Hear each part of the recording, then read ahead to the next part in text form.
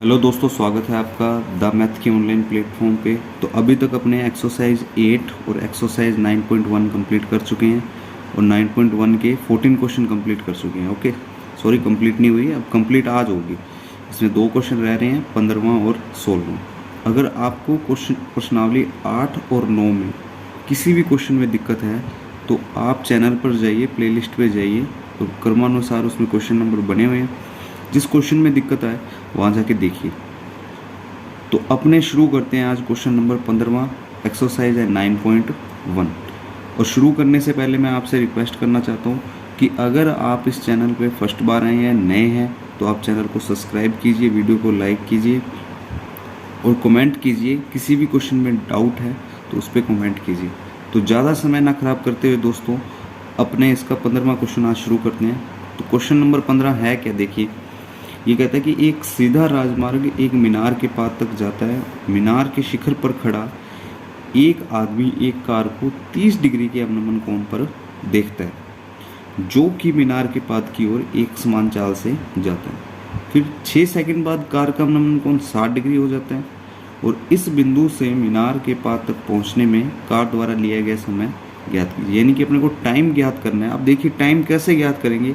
ये क्वेश्चन बहुत ही लॉजिकल है, ठीक है। अगर अपनों इस क्वेश्चन की जो थ्योरी है उसको अपनों ने एक डायग्राम में कन्वर्ट कर दिया, वो भी समकोण त्रिभुज के अंदर, तो ये अपना क्वेश्चन कोई गलत नहीं कर सकता, ठीक है। अपना क्वेश्चन सही होगा। अगर अपने नहीं कर पाए तो अपने को प्रॉब्लम होगी, ठीक है। तो अब अपने इसको डायग्रामेटिक एकदम सही डायग्राम कैसे बनाएं इसका, ठीक है। क्वेश्चन ये है अपने पास, पूरी एक्सरसाइज 9.1 है। पूरी की पूरी एक्सरसाइज में क्या है, अपने को डायग्राम बनाने जरूरी है। सही डायग्राम बनते ही अपना क्वेश्चन सही होगा। अब इसका एक तरीका है कि अपने क्वेश्चन को ध्यान से पढ़ें और जैसे जैसे क्वेश्चन कह रहा है लाइन टू लाइन, उसी हिसाब से अपने इस क्वेश्चन के डायग्राम को बनाते जाएं। जैसे कि ये कह रहा है कि एक सीधा राजमार्ग एक मीनार के पास तक जाता है। तो मीनार है तो इसका मतलब कोई ना कोई बिल्डिंग है, ठीक है। तो मीनार ये है, ठीक है। और राजमार्ग कैसा होगा, राजमार्ग ऐसा होगा, ठीक है। तो अपनों ने एक राजमार्ग बना दिया और एक मीनार बना दी। उसके बाद कहता है मीनार के शिखर पर खड़ा एक आदमी एक कार को 30 डिग्री के अवनमन कोण पर देखता है। तो मीनार ये है दोस्तों, तो मीनार पर खड़ा आदमी यहाँ ही होगा, ठीक है। और कार कहाँ होगी, कार यहाँ होगी इस बिंदु पर। तो वो इस बिंदु से इस बिंदु पर देख रहा है, तो ऊपर से वो नीचे देख रहा है। तो जब ऊपर से नीचे देखेगा तो कोण कौन सा बनेगा, अवनमन कोण बनेगा। तो अवनमन कोण कैसे बनेगा, देखिए ये होता है क्षैतिज स्तर, ठीक है। तो ये तो हो जाएगा क्षैतिज स्तर, ठीक है। और वो व्यक्ति यहाँ खड़ा है और यहाँ देख रहा है। तो जब वो ऊपर से नीचे देखेगा तो कोण बनेगा अपने पास अवनमन कोण। और ये अवनमन कोण कितने डिग्री का बन रहा है, 30 डिग्री का। ओके दोस्तों, अब ये 30 डिग्री का अवनमन कोण बन रहा है। तो ये 30 है तो ये जेड की शेप बन रही है और ये भी कितना हो जाएगा, 30 डिग्री। ओके, तो इस प्रकार अपने को लाइन टू लाइन चलना है। उसके बाद ये कहते हैं जो कि मीनार के पास से एक समान चाल से चल रहा है। मतलब उसकी जो चाल है कार की, वो चाल हमेशा समान रह रही है जब वो यहाँ से लेके यहाँ तक पहुँच रहा है तब तक। फिर वो कहते हैं कि 6 सेकंड बाद कार का अवनमन कोण 60 डिग्री हो जाता है, ठीक है। 6 सेकंड का भी अपने करेंगे मसला, लेकिन उसके बाद उससे पहले देखें कि अवनमन कोण कितना हो गया, ये 60 डिग्री, ठीक है। तो वो अब यहाँ जब पहुँच गई है गाड़ी, ठीक है। तो गाड़ी जब यहाँ पहुंची है तो अवनमन कोण 30 डिग्री से कितना हो गया, 60। तो मतलब कि जो ये वाला कोण है अपना, ठीक है, ये कोण कितना हो चुका है दोस्तों, 60 डिग्री, ये ऊपर वाला, ठीक है। अब ये 60 है तो ये एक जेड शेप है और जेड शेप में क्या बनते हैं कोण, एकांतर कोण होते हैं, इक्वल होते हैं। तो ये भी कितना हो जाएगा, 60 हो जाएगा दोस्तों। और मीनार ऐसे एकदम सीधी खड़ी होगी तो यहाँ पर ये इस राजमार्ग के साथ कितने डिग्री का, 90 डिग्री का कोण बनाएगी, ठीक है। उसके बाद देखिए क्या कहते हैं कि इस बिंदु से मीनार के पास तक पहुंचने में कार द्वारा लिया गया समय ज्ञात कीजिए। यानी कि इस बिंदु से यहाँ ये गाड़ी जब पहुंच जाए तो ये जो समय है अपने को ज्ञात करना है। यहाँ से वो गाड़ी यहाँ पहुँचेगी कितना टाइम लगेगा। तो उससे पहले अपने इस त्रिभुज को नाम दे देते हैं ABCD। तो अपने को ज्ञात क्या करना है, C से B तक पहुंचने में लगा समय, ठीक है। अब एक बात अपने को पता है कि D से C तक कितना टाइम ले रही है, 6 सेकंड। गाड़ी बिंदु D से C तक जब पहुंच रही है तो 6 सेकंड का समय ले रही है। लेकिन DC तो समय नहीं है, DC तो क्या है, दूरी है। तो दूरी और ये अपने को दिया गया समय, तो समय से अपने को क्या करना होगा दोस्तों, दूरी निकालनी होगी, DC निकालना होगा। अब समय से दूरी कैसे निकालेंगे, अपने पास एक फॉर्मूला होता है कि चाल बराबर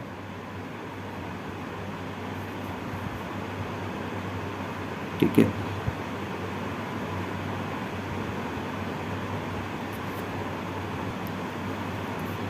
तो फॉर्मूला ये होता है दोस्तों, चाल बराबर दूरी बटा समय। ठीक है, दूरी बटा समय, और अपने को निकालनी है यहाँ पर दूरी। तो दूरी अपने निकालेंगे तो ये क्या हो जाएगा, यहाँ से और यहाँ से इसका मल्टीप्लाई हो जाएगा। तो दूरी बराबर क्या आ जाएगा, चाल इंटू समय। क्या आ जाएगा दोस्तों, चाल इंटू समय।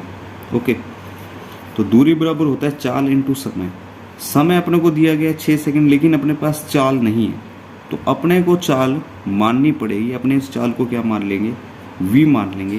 तो क्वेश्चन को शुरू करते हैं दोस्तों हल के अंदर। ठीक है, सबसे पहले अपने को क्या मानना है, चाल माननी है। माना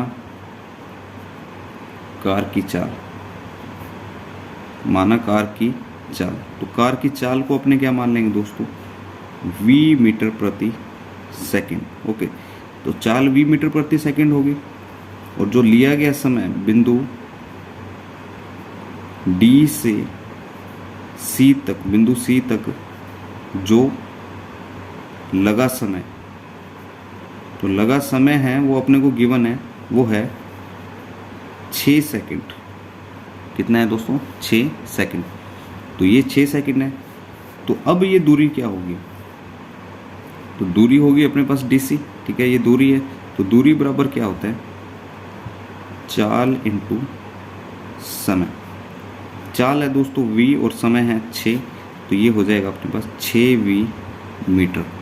ओके, तो मतलब जो DC है अपने पास कितना आ जाएगा, 6v आ जाएगा। ओके दोस्तों, तो DC अपने पास कितना आ जाएगा, 6v। तो 6v आ गए अपने पास।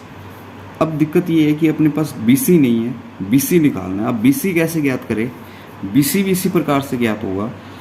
BC भी एक दूरी है, और दूरी बराबर होता है चाल इंटू समय।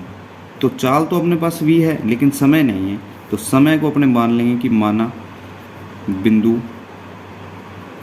C से B तक लगा समय। तो जो समय उसे मान लेंगे दोस्तों n सेकंड। क्या मान लेंगे, n सेकंड। समय अपनों ने मान लिए। ठीक है, तो दूरी आ जाएगी, तो अपने लिख देंगे कि कार द्वारा बिंदु C से B तक तय की गई दूरी, तय की दूरी। तो दूरी बराबर क्या होता है दोस्तों, चाल इंटू समय। तो ये आ जाएगा चाल इंटू समय। चाल अपनों ने पहले ही मान ली है v। ठीक है, और समय अपने पास क्या है, n। तो ये क्या हो जाएगा, nv मीटर। क्या हो जाएगा दोस्तों, nv मीटर। तो ये वाली जो अपने पास है nv मीटर आ जाएगा। CB अपने पास कितना आ जाएगा, nv।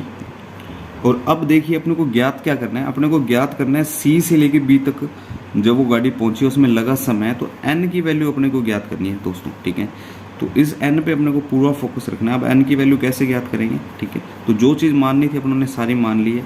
अब इसको और आगे शुरू करते हैं। इसमें दो त्रिभुज बन रहे हैं, एक तो ABC, दूसरा बन रहा है ABD। पहले त्रिभुज ABC का यूज़ करेंगे, और ये समकोण त्रिभुज है, तो अपने लिखेंगे कि समकोण त्रिभुज ABC में। ठीक है, तो AB मीनार की ऊंचाई है, और जो BC है वो क्या है, B से C से B तक की जो गाड़ी ने दूरी की है वो। तो इसमें क्या होगा, लंब और आधार का रिलेशन आएगा, और लंब और आधार का रिलेशन अपने को पता ही है दोस्तों, tan थीटा होता है। तो tan थीटा इक्वल टू में क्या होगा, लंब बटा आधार। लंब क्या हो जाएगा, AB, और आधार क्या हो जाएगा, BC। अब थीटा का मान कितना है, थीटा का मान है दोस्तों 60 डिग्री, तो ये आ जाएगा 60 डिग्री AB। ठीक है, BC कितना है दोस्तों, देखिए ये भी जो निकाला है अपनों ने BC है, और BC अपने पास कितना है, NV। tan 60 का मान कितना होता है, √3 इज इक्वल टू में क्या होगा, AB बटा NV। तो यहाँ से मैं अगर AB का मान निकालूँ तो AB बराबर क्या हो जाएगा, NV √3। 3 हो जाएगा। इक्वेशन नंबर हो जाएगी फर्स्ट। ठीक है, अब दोस्तों अपने दूसरा त्रिभुज यूज़ करेंगे ए बी डी। ठीक है, तो ए बी डी का यूज़ करेंगे तो ए बी लंब हो जाएगा और बी डी आधार हो जाएगा। ठीक है, तो यूज़ करते हैं अपने ट्रायंगल ए बी डी में। ठीक है, समकोण त्रिभुज है, तो यहाँ भी अपने क्या करेंगे, लंब और आधार का रिलेशन लगाएंगे। तो ये क्या आएगा, tan थीटा इक्वल टू में लंब बटा आधार। तो लंब हो जाएगा ए बी, आधार हो जाएगा बी डी। अब थीटा का मान कितना है दोस्तों, 30 डिग्री है। ए बी का मान ज्ञात करना है। जो बी डी है वो क्या होगा, B C plus C D. tan 30 कितना होता है, 1/√3। ए बी वैसे का वैसा, बी सी कितना आएगा दोस्तों, एन बी। सी डी कितना है, अब देखिए सी डी कितना है, सी डी अपने पहले ज्ञात कर चुके हैं। C D and D C एक ही बात है, 6V है। तो यहाँ पर क्या आ जाएगा, 6V। अब दोनों का क्रॉस मल्टीप्लाई कर दो, तो एक का मल्टीप्लाई तो हो जाएगा एन बी प्लस 6V से, तो यही आ जाएगा। और ए बी का √3 से हो जाएगा, तो आएगा ए बी √3। ठीक है, अब देखिए दोस्तों ए बी का मान अपने पास क्या है, इक्वेशन 1 से ए बी का मान है NV√3। तो यहाँ पे पुट कर दीजिए, तो ये आएगा NV प्लस 6V। ठीक है, और ए बी का मान अपने पास है NV√3। ठीक है, तो अपने लिख देंगे यहाँ पे NV√3 ए बी की जगह, और साथ में क्या चल रहा है, √3। अब ये कैसे हुआ, देखो दोस्तों बनी रही है, इंपॉर्टेंट क्वेश्चन है, मोस्ट इंपॉर्टेंट क्वेश्चन, एग्जाम में आया भी हुआ है और आगे भी आने की संभावना है इसकी। ठीक है, तो ये किससे किया हमने, समीकरण 1 से। अब देखिए यहाँ पर ये क्या हो गया, NV प्लस 6V, √3 का √3 से मल्टीप्लाई 3 NV, प्लस का NV इधर आके क्या हो जाएगा, माइनस का 3 NV माइनस क्या होगा NV, 6V बराबर में क्या हो जाएगा 2 NV। ठीक है, अब देखिए यहाँ से अगर मैं n का मान निकालूँ तो n इज इक्वल टू में क्या आएगा, बराबर में 6V चल रहा है, बटे में आ जाएगा 2V। बटे में क्या आ जाएगा दोस्तों, 2V। तो V से V कट जाएगा और 2 से 6 कट जाएगा, 2 तिया 6। तो यहाँ से n का मान कितना आ जाएगा, 3 सेकेंड। ठीक है, तो दोस्तों ये आ गया 3 सेकेंड आ गया अपने पास। तो बिंदु C से लेके बिंदु B तक गाड़ी ने कितना टाइम लिया पहुँचने में, 3 सेकेंड का समय लिया दोस्तों। तो 3 सेकेंड अपनों ने इसका आंसर निकाल दिया। आई होप ये क्वेश्चन आपको क्लियर हो गया होगा। अब देखते हैं अपने क्वेश्चन नंबर 16। क्वेश्चन नंबर 16 है, मीनार के आधार से और एक सरल रेखा में 4 मीटर और 9 मीटर की दूरी पर स्थित दो बिंदुओं से मीनार के शिखर के उन्नयन कोण पूरक कोण है। तो सिद्ध कीजिए कि मीनार की ऊंचाई 6 मीटर है। तो अब देखिए दोस्तों इस क्वेश्चन को अपने कैसे कंप्लीट करेंगे। तो मीनार के आधार से, तो अगर सबसे पहले अपने एक मीनार बना देते हैं। ठीक है, जब मैंने आपको कहा क्वेश्चन जैसे जैसे कह रहा है वैसे वैसे करते जाइए। मीनार के आधार से एक सरल रेखा में, तो मीनार का आधार ये होता है और सरल रेखा का मतलब ये रहा सरल रेखा। ओके, 4 मीटर और 9 मीटर की दूरी पर स्थित दो बिंदु, पहले तो दो बिंदु अंकित कीजिए। ये है 4 मीटर की दूरी पर और जो दूसरा बिंदु है वो 9 मीटर की दूरी पर है। ओके, अब इसके बाद कहते हैं कि दो बिंदुओं से मीनार के शिखर के उन्नयन कोण पूरक कोण है। अब देखो पूरक कोण क्या होते हैं दोस्तों, जिन दो कोणों का योग 90 डिग्री होता है उन कोणों को पूरक कोण कहते हैं। A plus B is equal to में 90 डिग्री। ठीक है, तो अगर एक 30 है तो दूसरा 60 होगा, अगर एक 45 है तो दूसरा भी 45 होगा, एक 60 है तो दूसरा 30 होगा, एक 10 है तो दूसरा 80 होगा, एक 20 है तो दूसरा 70 होगा। इन सभी का योग है वो कितना होगा दोस्तों, 90 डिग्री होगा। ठीक है, अब अपने को इसमें ना तो एक कोण का मान बताया ना दूसरे का बताया, लेकिन इनका योग कितना होना चाहिए, 90 डिग्री होना चाहिए। अब ये कैसे होगा, देखिए ये बिंदु है। ठीक है, उन्नयन कोण बन रहा है तो नीचे से ऊपर है। पहले तो कोण अपने इसको सेट करते हैं। ठीक है, एक तो ये हो गया और एक ये हो गया। ठीक है, तो उन्नयन कोण अपने को देखने हैं। उन्नयन कोण पूरक कोण है तो अपने एक कोण को क्या मान लेंगे, थीटा। ठीक है, तो पहले कोण को दोस्तों थीटा मान लिया तो दूसरा क्या हो जाएगा, 90 माइनस थीटा।